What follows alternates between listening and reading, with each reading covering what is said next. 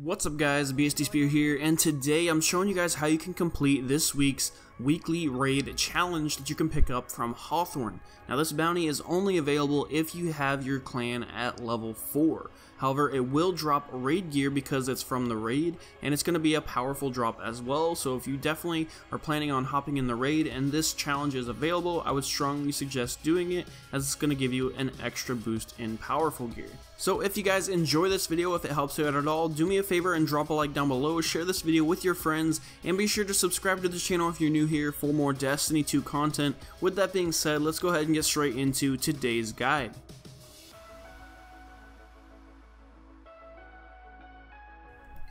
Now the raid challenge for this week is going to be in the Shuro encounter. This is the second encounter, and in this video I'm not going to be going over all of the mechanics for the encounter itself, but I am going to be going over how to actually complete the challenge and what strategy works best when trying to go for it. Now once you enter the raid and you get to the Shuro encounter, the challenge itself does not change any of the mechanics for the raid. The Shuro encounter will complete as normal, proceeded through killing ads. Once you kill enough ads, you'll get the crystals, pop her shield, chase her down, kill more ads. Once you get to the puzzle room's exactly the same. The challenge does not change any of the mechanics. But what the challenge is that you cannot let anybody get hit by her arc attack at any point. If at any point, and I do mean any point, anybody gets hit by her arc attack, you will fail the challenge. Now, Shuro basically has two attacks that she's going to do throughout the encounter. She has the one arc attack, which you need to avoid at all costs, and she has the other attack where she likes to throw you up in the air and then do the force push and push you away. Now, it's important to remember that if she does the force push, she cannot also do the arc attack at the same time. She can only do one attack at a time, so keep this in mind as you're continuing through the encounter. Now the easiest way I would say to try and complete this is to keep a general rule of thumb, which we did, was that if we can't see her, she can't see us. So basically, as we're progressing through chasing all the ads, killing all the ads, we would always try and stay in cover. Now I believe that they put these planter things in the middle of the room for a very specific purpose to use as cover in regards to this challenge. So if you see any trees, rocks, or cover, make sure you use those, and as you're pressing forward, make sure that you can't see her. If at any point she has a clear line of sight for you, then you are a target for her to hit with the arc bolt. And again, all it takes is one person to accidentally peek at the wrong time, and you're going to get the challenge failed notification. Now there are a few key points in the encounter that she does definitely use the arc attack, and then there are other key important parts where she doesn't. When she first opens the door, she can throw arc attacks right there. Once she teleports away to the plate, she can also throw arc attacks. The next time that she can throw arc attacks is once she teleports from the first plate, and I believe once you kill the ogre in the back, that's actually going to force her to teleport away to the second plate.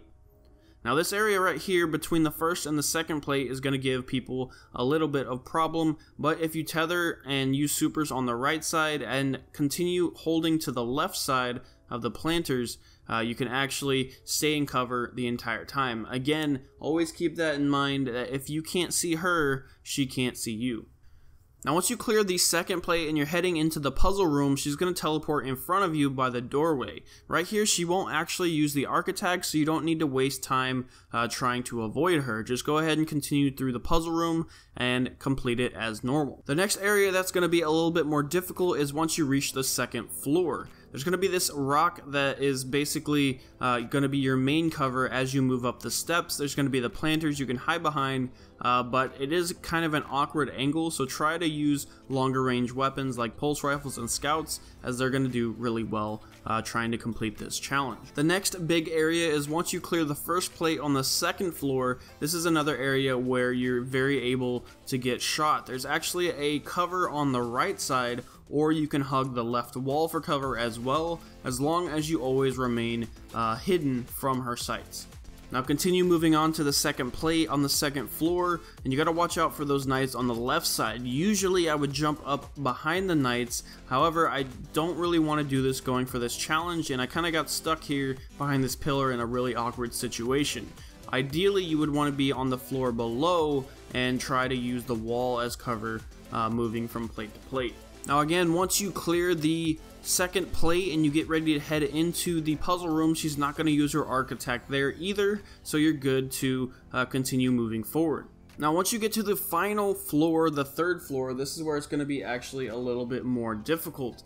There is a long open line of sight from plate to plate, and there are a lot of enemies. So when you first come up here, there is a lot of cover in the back, but you are very vulnerable to get shot right as you come out the doorway. So I would strongly suggest either hiding in the doorway or getting behind this tree, or go even farther behind where the cover actually is. There's tons of ads, and just remember, if one person gets hit by that arc bolt, then challenge is failed.